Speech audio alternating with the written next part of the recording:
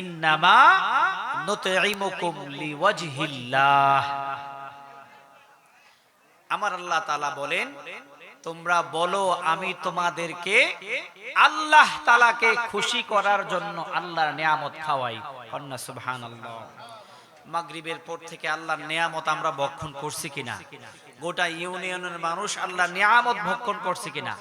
আমার ভাইয়েরা, মাহফিলের আলোচনার চেয়েও আমার মরহুম শামসুল হক চিশতি রহমাতুল্লাহ আলাইহি মানুষের খাবারটারে প্রাধান্য দিতেন।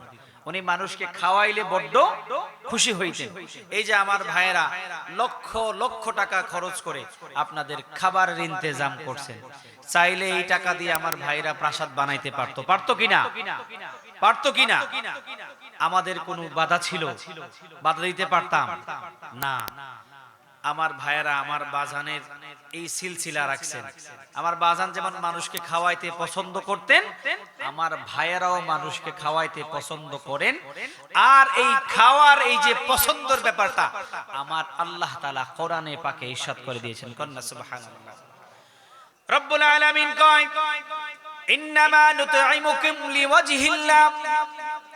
বলো আমি তোমাদেরকে খাবার খাওয়াই আল্লাহ তাআলাকে খুশি করার জন্য।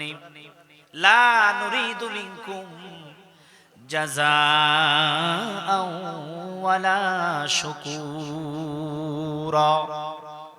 আমার রব কয়, আমার বান্দারা তোমাদেরকে খাওয়ায় আমাকে খুশি করার জন্য, বিনিময়ে তারা তোমাদের কাছে কোনো উপহারও চায় না, তাদের কোনো প্রশংসাও চায় না। ঠিক কিনা?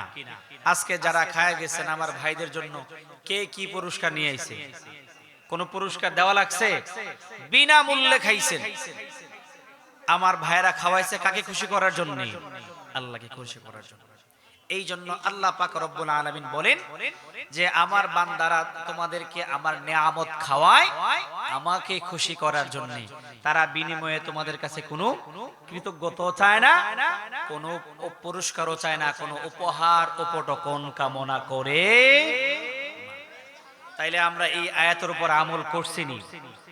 এখন আমরা এই আয়াতের উপর সন্ধ্যার পর থেকে আমরা আমল করছি। এখন আমাদের কলবের যত ময়লা আছে, দাগ আছে, এগুলো পরিষ্কার করার জন্য গোটা রাত্রের এই আয়োজন রয়েছে। গোটা বাংলাদেশের বরেণ্য উলামায়ে কেরাম আজকে এই মাহফিলে তাশরিফ আনবেন। জিকিরের এক একজন শায়ের আপনাদের সামনে জিকির উপস্থাপন করবেন। যেহেতু আমাদের মধ্যে সবচেয়ে বড় অভাব হচ্ছে কিসের? জিকিরের। কিসের? জিকিরের অভাব আছে। আগেরকারের মানুষেরা পীরের দরবারে যাইতো, জিকিরের সবক নিয়ে আসতো। আসতো কিনা?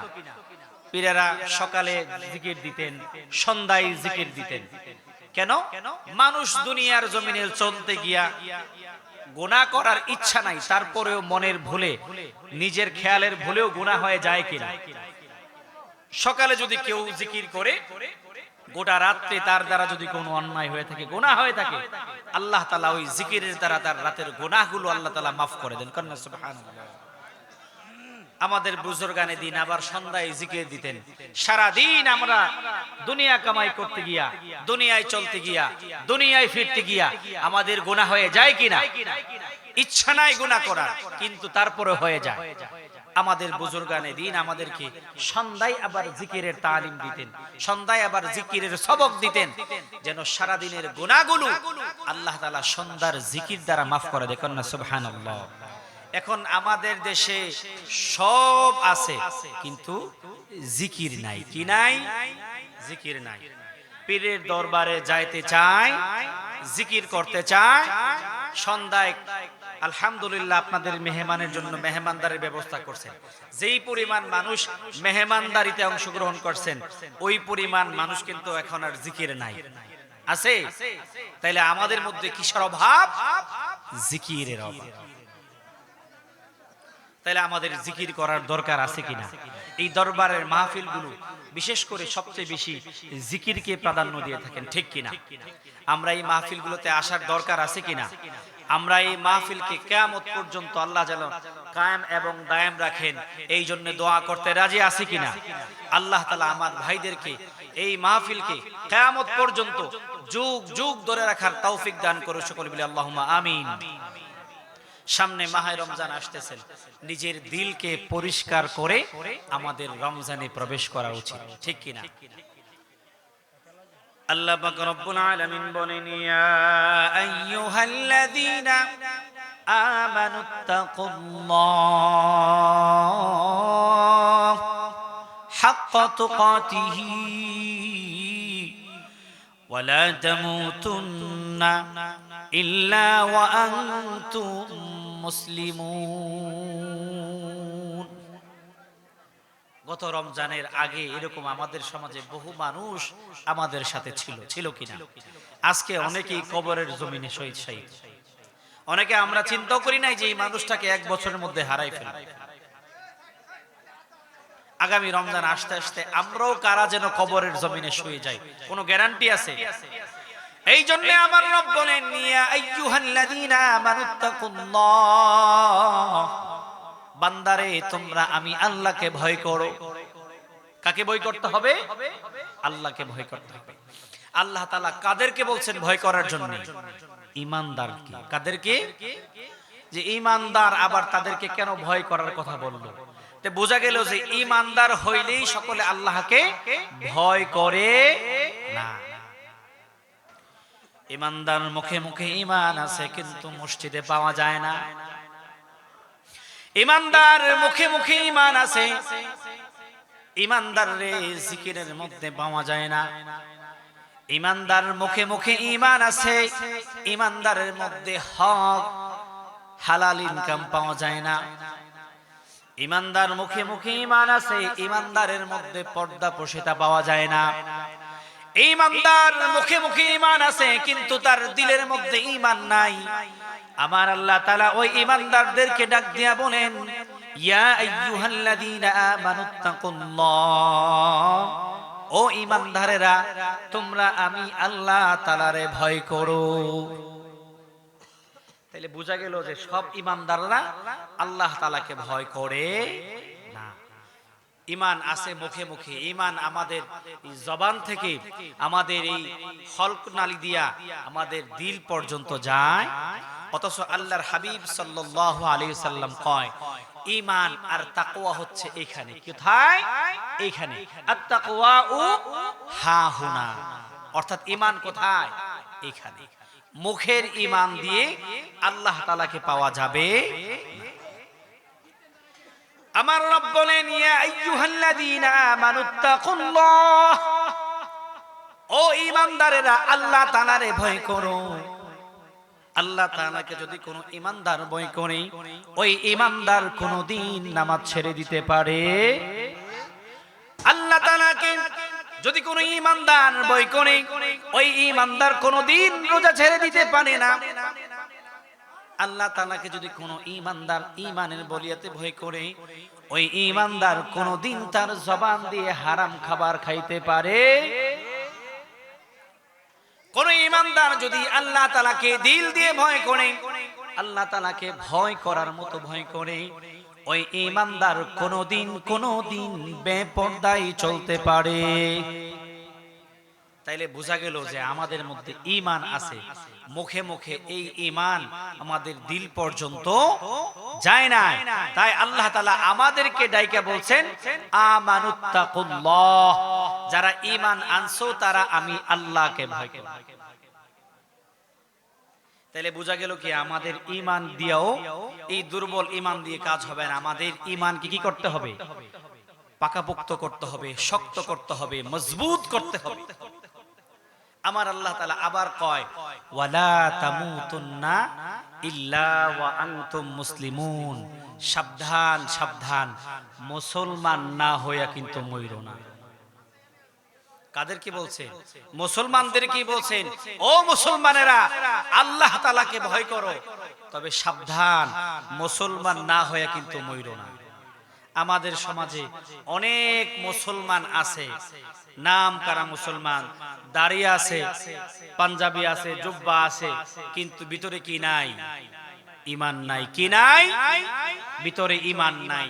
তাদেরকে আমার আল্লাহ তাআলা সাবধান করে দিয়েছেন, ওয়ালা তামুতুন্না ইল্লা ওয়া আনতুম মুসলিমুন। সাবধান, ঈমান ছাড়া কিন্তু আমার কাছে আইসো না। সমাজে বহু মানুষ আছে যারা লেবাসে মুসলমান, কিন্তু তাদের অন্তরে ঈমানের যাররাও নাই। আছে কিনা এরকম মানুষ? আল্লাহ তাআলা তাদেরকে সাবধান করে দিয়েছেন, ওয়ালা তামুতুন্না ইল্লা ওয়া আনতুম মুসলিমুন। সাবধান, সাবধান, মুসলমান না হইরা মইরো না। মুসলমান না হয়ে যদি মারা যাও, তোমার মতো বোকা, তোমার মতো বোকা আল্লাহর জমিনে আর কেউ নেই।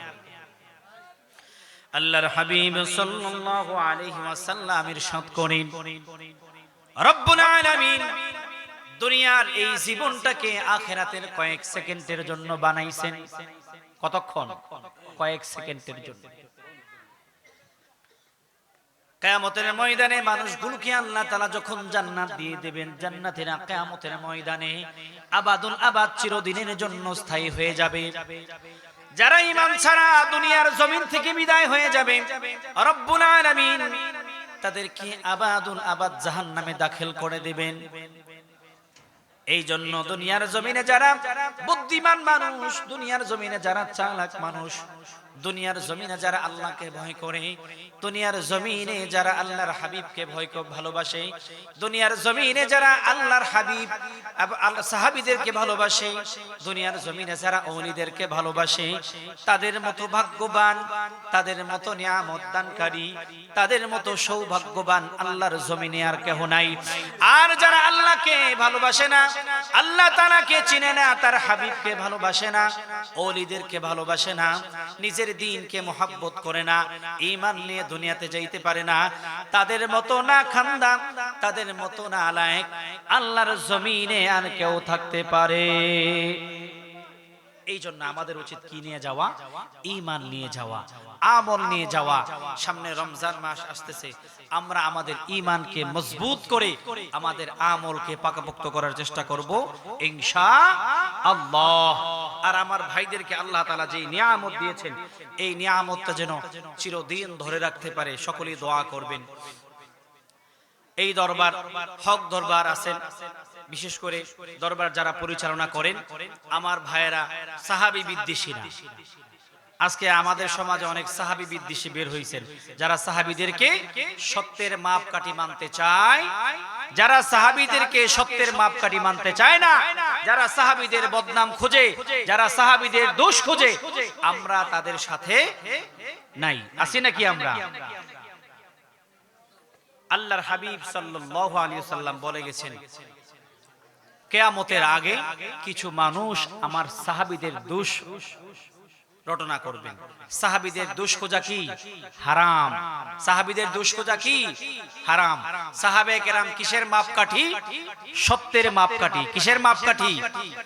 আমাদের মতো গোলাম, আমাদের মতো নাখান্দাদের সাহাবী কেরামদের দোষ খোঁজা কি? হারাম। কত বড় নাখান্দা হইলে সাহাবীদের দোষ খুঁজতে পারে? বরকবীর আব্দুল কাদের জিলানী রাহমাতুল্লাহ আলাইহি জিজ্ঞেস করলেন, ওগো বড় পীর, আপনাকে আল্লাহ তাআলা অলিকুলের সম্রাট বানাইছেন, অলিকুলের শিরোমণি বানাইছেন, আল্লাহর হাবিবের সাহাবীদের মর্যাদা বেশি না আপনার মর্যাদা বেশি?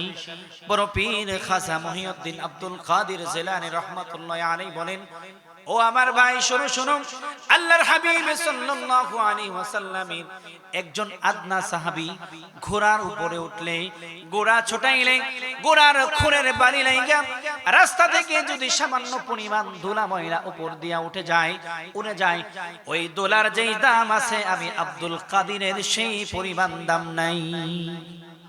আমরা সেই মানুষগুলো কি করি? সাহাবায়ে কেরামের দোষ খুঁজি। আমরা কখনো সাহাবীদের দোষ খুঁজব? সাহাবীদেরকে আমরা সত্যের মাপকাঠি মনে করব, পারবো তো ইনশাআল্লাহ? এই দরবারে আমার ভাইদেরকে সর্বোচ্চ সহযোগিতা করব এবং এই মাহফিলটা, এই দরবারটা যেন কিয়ামত পর্যন্ত কায়েমার দায়াম থাকেন। আল্লাহ তাআলা যেন আমার ভাইদের সেই তৌফিক দান করেন এবং এই আয়াতের আমল যেন আল্লাহ তাআলা আমার ভাইদেরকে কিয়ামতের আগ পর্যন্ত করার তৌফিক দান করে। সকলে বলি আল্লাহুম্মা আমিন।